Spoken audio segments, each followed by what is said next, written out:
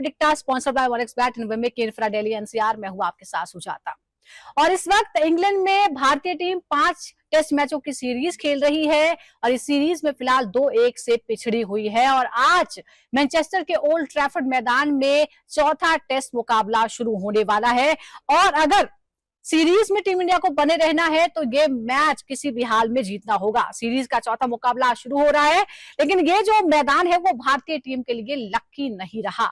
पिछले 89 साल में, जी हाँ 89 इयर्स में, जब से यहां पर टेस्ट मैच की शुरुआत की भारतीय टीम ने खेलना, उसके बाद से आज तक कोई भी टेस्ट मैच टीम इंडिया जीती नहीं है। भारत ने पहली बार इस मैदान पर जुलाई 1936 में पहला टेस्ट मुकाबला खेला था जो ड्रॉ रहा था। इसके बाद 1946 में फिर से मैच खेला लेकिन वो भी ड्रॉ रहा। आखिरी बार साल 2014 में भारतीय टीम ने यहां पर टेस्ट मैच खेला था जिसमें उसे पारी और 54 रनों से हार का सामना करना पड़ा था। कुल मिलाकर भारत ने ओल्ड ट्रैफर्ड में 9 टेस्ट खेले हैं जिसमें से 4 में हार और 5 ड्रॉ रहे हैं, लेकिन जीत कभी नहीं मिली। आज हम नजर डालेंगे ओल्ड ट्रैफर्ड में टेस्ट से पहले बड़े बड़े जो क्लैशेस होने वाले हैं, कौन सी बैटल्स पर नजर रहने वाली है, रिकॉर्ड इतने डरावने क्यों हैं और भारतीय टीम अब क्या करेगी, भारत के टॉप खिलाड़ियों के आंकड़े यहां पर क्या कहते हैं, इस बारे में भी हम बात करेंगे। इसके साथ ही बात होगी WCL की, लेजेंड क्रिकेट में क्या चल रहा है अपडेट हम आपको बताएंगे। जानेंगे कैसे चैडविक वॉल्टन ने इंग्लैंड चैंपियंस को अकेले ही ढेर कर दिया और क्यों एलिस्टर कुक के बल्ले से वापसी रही एकदम फीकी। चलिए शुरुआत करते हैं। तो ओल्ड ट्रैफर्ड में चौथे टेस्ट मुकाबले की बात होगी, आंकड़ों की बात होगी और आज क्या हो सकता है, जो बदलाव हुए हैं उसका कितना फायदा होगा, कितना नुकसान होगा, इस पर डिटेल में हम बात करेंगे। WCL की भी हम बात करेंगे जहां एंटरटेनमेंट हो रहा है जबरदस्त। 2 खास मेहमान मेरे साथ हैं 1983 वर्ल्ड कप विजेता टीम के सदस्य मदन लाल जी और साथ ही हैं farmer cricketer and selector Sarandeep Singh. आप दोनों का ही बहुत बहुत स्वागत है क्रिकेट प्रेडिक्टर पर। सरनदीप जी, हमने डिटेल जो है वो आंकड़े बनाए हैं ओल्ड ट्रैफर्ड में, खासतौर पर जितने डरावने आंकड़े हम देखने को मिल रहे हैं। 89 साल में हम कभी नहीं जीते, लेकिन शुभमन गिल की कप्तानी की भी बात हो रही है, पर हम शुभमन गिल से ही शुरुआत कर रहे हैं अगर, तो उनका जो रिकॉर्ड है खासतौर पर जोफ्रा आर्चर के खिलाफ, जोफ्रा आर्चर ने जिस तरह से वापसी कराई थर्ड टेस्ट में हमने देखा, उनका औसत जो है वो सिर्फ 11.5 क्या है। क्या उन्हें इंग्लैंड में ओपनिंग की बजाय मिडिल ऑर्डर में खिलाना एक बेहतर ऑप्शन हो सकता है? क्या आप इस बात से इत्तेफाक रखते हैं? जी बिल्कुल, डेफिनेटली, क्यों नहीं। देखिए, अगर जहाँ पे शुभमन गिल बल्लेबाजी कर रहे हैं, 600 रन बना चुके हैं, तो उनके बैटिंग ऑर्डर को छेड़खानी करने की जरूरत नहीं है। और जो रिकॉर्ड्स की जब हम बात कर रहे हैं, स्टैट्स की करते हैं, तो वो हर मैच में हर जगह नए नए स्टैट्स बनते रहते हैं, नए रिकॉर्ड्स बनते रहते हैं। जहाँ मैनचेस्टर में कभी भारत जीता नहीं है, तो क्यों अब वो वही स्टैट अगर हम बर्मिंघम में देखें तो कि इंग्लैंड भी कभी वहां हारा नहीं था, तो वहां पे भारत ने वो जीत दर्ज की है। यहाँ भी कुछ ना कुछ ऐसा हो सकता है। भारतीय टीम बहुत पॉजिटिव है, एक अच्छे इंटेंट के साथ उतर रही है। उनके गेंदबाजों ने विकेट ली, फाइफर्स खोले, सब जितने फास्ट बॉलर ने 5-5 विकेट लिए हैं, जितने ऊपर से लेके मिडिल ऑर्डर तक है, करुण नायर को छोड़े तो सबने 100 भी बनाए हैं। वो अनफॉर्चुनेटली हो जाए कि लॉर्ड्स का एक टेस्ट मैच था जो बड़ा जबरदस्त था, जिन्होंने अच्छी लड़ाई लड़ी, अनफॉर्चुनेटली वो जीत नहीं पाए, पर उसी इंटेंसिटी के साथ ये मैनचेस्टर में भी ये भारतीय टीम उतरेगी और उतना ही अच्छा प्रदर्शन करेगी और इंग्लैंड को यहाँ पे मुश्किल होगी, यहाँ पे भी इतना आसान नहीं होगा जीतना। बिल्कुल आसान यहाँ नहीं होगा, ऐसे हम जाने नहीं देंगे। एक और बात है, अगर हम देखें इंग्लैंड टीम की तरफ से, जेमी स्मिथ हो या फिर जो रूट, जैक क्राउली, स्टोक्स, सभी का ओल्ड ट्रैफर्ड में शानदार रिकॉर्ड है। अब आप जो मौजूदा स्थिति है हमारी गेंदबाजी की, क्या आपको लगता है कि भारतीय गेंदबाज यहाँ इंग्लिश टॉप ऑर्डर को बड़ी चुनौती दे पाएंगे, उनको रोक पाएंगे? डेफिनेटली, बिल्कुल, क्यों नहीं। देखिए, जसप्रीत बुमराह, जहां तक फिटनेस के इश्यूज आ रहे थे पहले, तो वही बहुत बड़ी समस्या भारत के लिए। आकाशदीप रूल आउट हो गए, नीतीश रेड्डी हो गए। अब हम सोच रहे थे कि बुमराह सिर्फ यहाँ पे 2 ही टेस्ट मैच खेलेंगे, 2 तो खेल चुके हैं, अब अगला खेलेंगे कि नहीं खेलेंगे, ये एक बड़ी चुनौती भारत के लिए आती है। जब लग रहा है आपके फास्ट बॉलर्स इंजर्ड हो गए, तो बुमराह को ये टेस्ट मैच भी खेलना पड़ेगा, क्योंकि हम सिर्फ जसप्रीत बुमराह की बात करते हैं। हम देखिए मोहम्मद सिराज का वर्कलोड, वो 3 टेस्ट मैच खेला और उसने हार्ट आउट अपनी बॉलिंग डाली है। एकदम से अगर कहीं वो इंजर्ड हो गए तो पता चला कि आपके पास टेस्ट मैच में डालने के लिए गेंदबाज नहीं बचे। पर जो एबिलिटी है सिराज के पास जसप्रीत बुमराह के साथ, वो डेफिनेटली इंग्लैंड के बल्लेबाजों को मुश्किल में डालेगी। और कहीं ना कहीं आपके पास अर्शदीप भी है, आपके पास एक अंशुल कंबोज को आपने पिक किया है, एक वो बड़ी अच्छी ऑप्शन है कि स्ट्रेट अवे इस टेस्ट मैच में हम क्या पता आज अंशुल कंबोज का डेब्यू होते भी देख सकते हैं, क्योंकि एक सरप्राइज पैकेज होगा कि जिसको कभी अभी तक देखा नहीं, खेला नहीं, स्ट्रेट अवे उसको टेस्ट मैच में डालना, क्योंकि वो बड़ी जबरदस्त फॉर्म में, डोमेस्टिक अच्छा खेला, आईपीएल में भी अच्छी विकेट लेके आ रहा है। तो ये एक बेटर ऑप्शन हो सकती है कि अब एक सरप्राइज पैकेज करवा सकते हैं आज के मैच में। बिल्कुल ये सरप्राइज हो सकता है, लेकिन देखना होगा कि फिर कैसे कॉम्बिनेशन बनेगा टीम इंडिया का, थोड़ा सा हमें इंतजार करना होगा। लेकिन ये भी है कि अगर 89 सालों में टीम इंडिया नहीं जीती है, लेकिन हमने यही काम बर्मिंघम में करके दिखाया है, और शुभमन गिल जो कप्तान है उन पर बहुत ज्यादा भरोसा जो है वो टीम को भी और भारतीय टीम को के साथ ही जो क्रिकेट फैंस हैं उनको भी बहुत सारा भरोसा है। तो ये तो बात रही है टेस्ट की, लेकिन अब बात करते हैं हम वर्ल्ड चैंपियनशिप ऑफ लेजेंड्स की, जिसमें जबरदस्त एंटरटेनमेंट देखने को मिल रहा है। डब्ल्यूसीएल मैच की हम बात करें तो वेस्ट इंडीज चैंपियंस ने इंग्लैंड चैंपियंस को 10 रनों से हरा दिया। वॉल्टर ने 83 रनों की धमाकेदार पारी खेली। इंग्लैंड की शुरुआत बेहद खराब रही। सिर्फ बिना खाता खोले ही 2 विकेट गिर गए थे। कुक और मोइन अली दोनों बिना खाता खोले लौट गए। तो ये एंटरटेनमेंट जो है वो जबरदस्त यहाँ नजर आ रहा है। हालांकि यान बेल ने 57 रन और उसके बाद समित पटेल 52 रन उन्होंने बनाए और संघर्ष किया, हालांकि जीत वो नहीं दिला सके। दूसरी ओर अगर हम इंडिया चैंपियंस के खिलाफ एबी डिविलियर्स ने 30 गेंदों पर 63 रन ठोक डाले। स्ट्राइक रेट रहा 210 का, 3 चौके 4 छक्के, और यहाँ क्लास और पार दोनों का ही कॉम्बिनेशन देखने को मिला, जिसके लिए एबी डिविलियर्स जाने जाते हैं। लेजेंड्स लीग हो या इंटरनेशनल क्रिकेट, एबीडी कभी पुराना नहीं होता। उन्होंने ये अपनी पारी से साबित कर दिया है। अब सवाल ये है सरनदीप जी, जिस तरह से हमने कल के मुकाबलों के हम देखें, इंग्लैंड चैंपियंस की शुरुआत जैसे बल्लेबाजी हुई, बिना खाता खोले 2 विकेट गिर गए। यान बेल और पटेल की 50 के बावजूद टीम हारी। क्या खराब शुरुआत ही हार की असली वजह रही या डेथ ओवर्स में प्लानिंग की कमी? आपको लगता है कि शुरू में ही पता चल गया था कि आप कुछ नहीं हो सकता? देखिए जी, अब ये लेजेंड्स जो है ना, ये अपनी पीक खत्म कर चुके हैं। देखिए अब ये उस पड़ाव पे हैं कि ये सिर्फ एक एंटरटेनमेंट क्रिकेट है, जहां आप सारे एक बड़े लेजेंड्स इकट्ठे होते हैं, खेलते हैं। तो ये उतनी सिंसियरिटी से पता नहीं खेलते कि नहीं खेलते हैं। हाँ, लेकिन ये फर्क कह सकते हैं कि अगर ऊपर से 2 मेन प्लेयर, आपके बड़े प्लेयर आउट हो जाते हैं, तो फिर कहीं ना कहीं मिडिल ऑर्डर और लास्ट में आके मुश्किल वो होती है, क्योंकि अब ये उतनी फिटनेस नहीं है कि आप लास्ट में आके बड़ी हिटें लगा सके, स्लॉग कर सके। कुछ खिलाड़ी होते हैं डिविलियर्स जैसे जी, कि जो सारा साल मेहनत करते रहते हैं, वो एक शुरू से जेनेटिकली फिट होते हैं। उनके और बाकियों के फिटनेस मामले में बड़ा जमीन आसमान का फर्क रहता है। तो वो कहीं ना कहीं एक रीजन जरूर है कि फिटनेस है। अब वो आपका उतना इंटेंसिटी से आप नहीं खेलते हैं, आप जैसे एक फन क्रिकेट है उसको फन की तरह से खेलते हैं, तो बेटर उनके लिए वैसे ही खेलते रहना चाहिए। हालांकि एबीडी के लिए तो कोई लगता नहीं कोई फर्क है, 210 की स्ट्राइक रेट से वो खेले हैं। अब वेस्ट इंडीज चैंपियंस के लिए जो चार्विक वॉल्टर ने 83 रन बनाया, अकेले दम पर पारी को संभाला, लेकिन मिडिल ऑर्डर और लोअर ऑर्डर जो था वो कुछ करता हुआ यहाँ पे जो है वो नजर नहीं आ रहा है। क्या टीम इन दोनों बल्लेबाजों पर ही जरूरत से ज्यादा निर्भर होती हुई नजर आ रही है आपको? देखिए वेस्ट इंडीज की टीम की बात करेंगे, जब इनकी मेन टीम भी खेलती थी तो क्रिस गेल के ऊपर बहुत ज्यादा डिपेंडेंट रहते थे। क्रिस गेल हो गए तो फिर उनके साथ कभी कभी हमने देखा था फिल सिमंस उनके लिए रन बनाते थे। तो वो 2-3 प्लेयरों के ऊपर ही गेम ज्यादा खेलती है, और हर T20 में 2-3 प्लेयर ही ऐसे होते हैं जो कंसिस्टेंसी यहाँ पे रन बनाते हैं, फिर मिडिल ऑर्डर उनको सपोर्ट करता है। टेल हंटर में से अगर किसी के लब पे लग गए तो ठीक है, नहीं तो जो मेन खिलाड़ी हैं कोशिश यही रहनी चाहिए कि वो रन बनाएं, और टीम में फिर एक मजबूती भी आती है, जो हमने देखा भी है इनके मैचेस में जो आ भी रही है। जी। और उसी वजह से ये एक 10 रन से वो जीते इंग्लैंड के सामने। अच्छा, एबी डिविलियर्स की हमने तारीफ तो की है, लेकिन इंडिया चैंपियंस के खिलाफ ही उन्होंने 30 गेंदों पर 63 रन बना डाले। क्या ये साबित करता है कि उम्र का उन पर कोई असर नहीं है? T20 फॉर्मेट में एबी की जो स्ट्राइकिंग एबिलिटी है वो अब भी किसी भी अटैक के लिए बहुत खतरनाक है। डेफिनेटली, और अब उनके बल्ले पे स्टिकर देखिए 360 डिग्री लगा रखा उन्होंने, तो उनको फर्क नहीं पड़ता। वो वैसे ही बहुत सुपर फिट है। वो कोई ना कोई अलग अलग स्पोर्ट्स खेलते रहते हैं, गोल्फ बहुत खेलते हैं, अभी भी रग्बी खेल रहे देख रहा था, हॉकी खेलते हैं।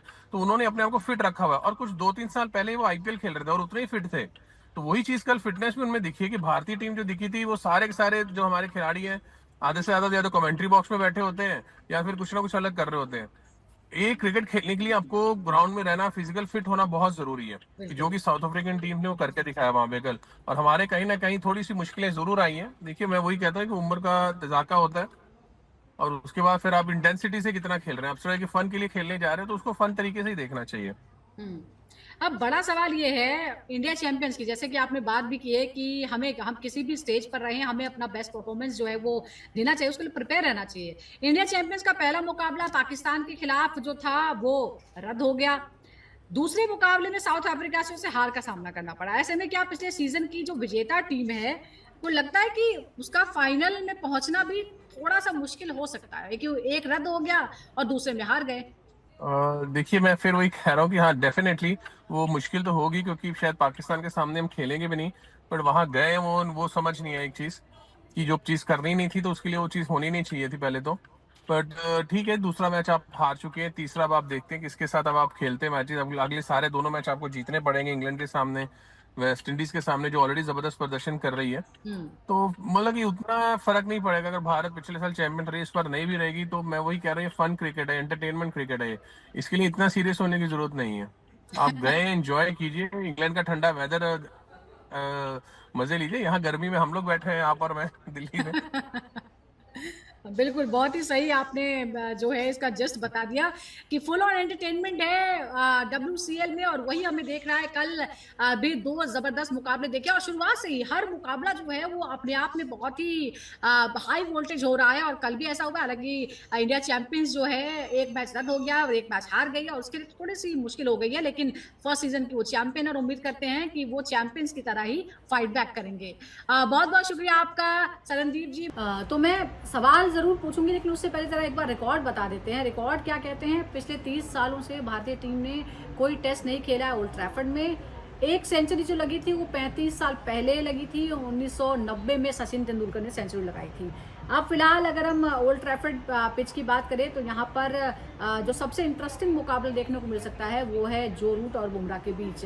मदन लाल जी, जो आंकड़े हैं दोनों के बीच, 11 बार बुमराह ने आउट किया है जो रूट को, और अच्छी बात यह है कि वो चौथे टेस्ट में खेल भी रहे हैं।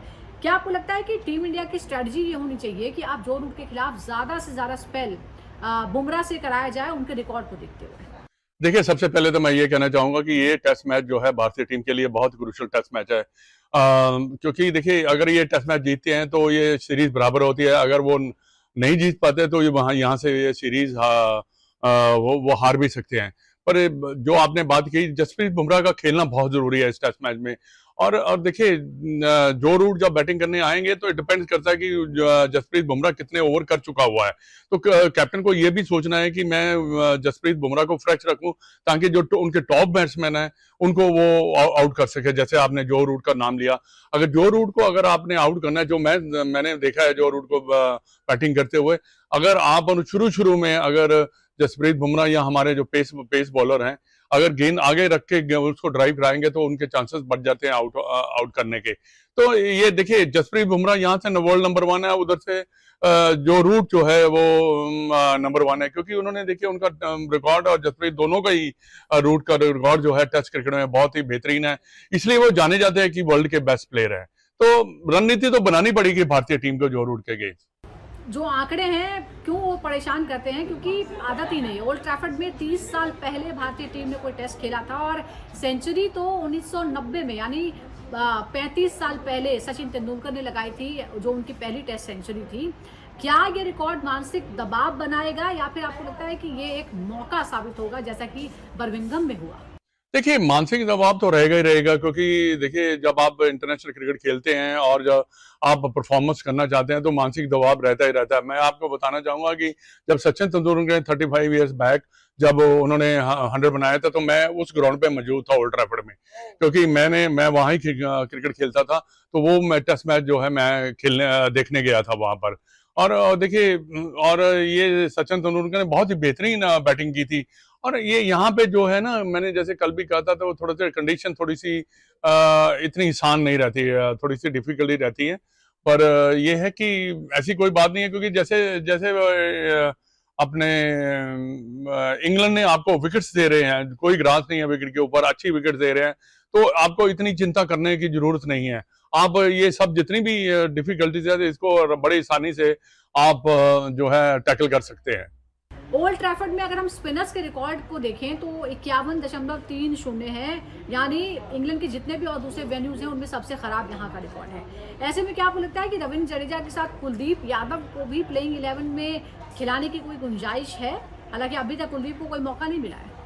नहीं, देखिए, दोनों को रखना मैं नहीं समझता कि एक इनकी प्लानिंग होनी चाहिए, क्योंकि आपको वहाँ एक ही स्पिनर चाहिए, क्योंकि स्पिनर का ज्यादा इतना रोल नहीं रहता, क्योंकि वहां पे गेंद ज्यादा टर्न भी नहीं करता, और ज्यादा थोड़ी सी अगर बरसात हो जाती है तो ठंड भी रहती है तो गेंद स्पिन भी नहीं करता। बाकी देखिए, जो 35 ईयर्स या इतने साल हो गए हमने मैच नहीं जीता, ये सब आंकड़े जो है ये टूट भी सकते हैं, क्योंकि सबसे अच्छी बात है कि हमारे जो बल्लेबाज हैं वो अच्छी फॉर्म में हैं, जैसे गिल है, ऋषभ पंत है, और केएल राहुल है, ये सारे अच्छी फॉर्म में चल रहे हैं। और सबसे अच्छी न्यूज ये है कि ऋषभ पंत खेल रहे हैं। ये ऋषभ पंत का खेलना बड़ा जरूरी है, क्योंकि देखिए वहां वो इतनी अच्छी बैटिंग कर रहे हैं कि even the England bowlers are bit scared of him.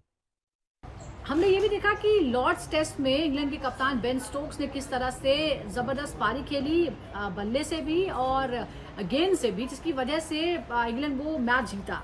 लेकिन अगर हम जडेजा के खिलाफ बेन स्टोक का औसत देखते हैं तो वो है 39, लेकिन जो स्ट्राइक रेट है वो 43.8 सिर्फ। क्या आपको लगता है कि स्पिन से दबाव बनाने की कोशिश करनी चाहिए भारत को, खास तौर पर बेन स्टोक को रोकने के लिए? हाँ, जडेजा को दबाव बना भी सकते हैं, क्योंकि देखिए बेन स्टोक ऐसा खिलाड़ी है जो सिचुएशन के हिसाब से खेलता हो। वो वहां पे ना उसकी हैबिट है वहां पे क्रीज पे खड़े रहना और रन बनाना। लास्ट टाइम भी वो उन्होंने सिर्फ 44 ही रन बनाए थे, पर वो जो रूट के साथ खड़े रहे। देखिए पार्टनरशिप होना बड़ा जरूरी है। जब पार्टनरशिप होती है तभी आपका टोटल जो है वो बढ़ता है। बाकी जो एक बात आपने पहले भी की थी कि कुलदीप यादव या जडेजा, पर जडेजा को तो ड्रॉप कर ही नहीं सकते, क्योंकि Jadeja is doing very well. तो मेरे को नहीं लगता कि वो इसको कुलदीप यादव को खिलाएंगे।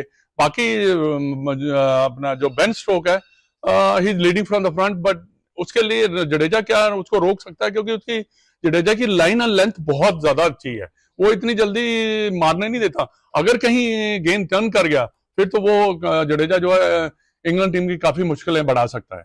एक और इंटरेस्टिंग फैक्टर यह है कि ओल्ड ट्रैफर्ड में डे 3 और डे 5 पे जो बल्लेबाजी का औसत है वो सिर्फ 26.6 और 20.8 है। ऐसे में क्या आपको लगता है कि टॉस जीतकर बल्लेबाजी करने का ही फैसला भारतीय टीम को करना चाहिए? देखिए, मैं समझता हूं कि मेरे विचार में टेस्ट मैचेस में चाहे कंडीशन डेफिनेटली जो पहले दिन होती है थोड़ी सी मुश्किल होती है, पर टॉस जीत के बैटिंग ही करनी चाहिए, क्योंकि जो फोर्थ इनिंग की जो बैटिंग है ना उसमें बहुत ज्यादा प्रेशर आपने देख ही लिया। लास्ट टेस्ट मैच में हम 193 रन भी नहीं चेज कर पाए। तो मेरे विचार में आंखें बंद करके जो आपको बैटिंग करनी चाहिए। Even if you score 300 run, which is we are capable more than that, पर यह है कि हमारे बॉलर हमारे पास ऐसे हैं जो कि इंग्लैंड की टीम को रोक सकते हैं। अंडर प्रेशर करना, बैटिंग करना दोनों टीमों के लिए बड़ा मुश्किल रहेगा। इंग्लैंड भी कोई इतनी ज्यादा अच्छी बैटिंग नहीं कर रही। उनके भी एक दो बैट्समैन भी जो है, स्मिथ ने अच्छा बैटिंग किया, जो रूट ने अच्छा बैटिंग किया, जो ब्रुक्स है उनके इतने अच्छे चल भी नहीं रहे, और फिल शॉट जो है वो भी इतना अच्छा जो है वो इतना अच्छा, उन्होंने एक ही 100 बनाया है, पर इनके भी एक दो बैट्समैन ही हैं जो रन बना रहे हैं। तो मेरे विचार में टॉस जीतकर बैटिंग ही करनी चाहिए, ताकि आप प्रेशर में ना खेलें, दूसरे टीम को प्रेशर में लेकर आए। बहुत बहुत शुक्रिया आपका सरनदीप जी, मदन लाल जी, आपका भी बहुत बहुत शुक्रिया हमारे साथ जुड़ने के लिए। दर्शकों का भी बहुत बहुत शुक्रिया क्रिकेट प्रेडिक्टर के साथ जुड़ने के लिए। इसी तरह हमारे साथ बने रहिए। फिलहाल रुक रहे छोटे से ब्रेक के लिए।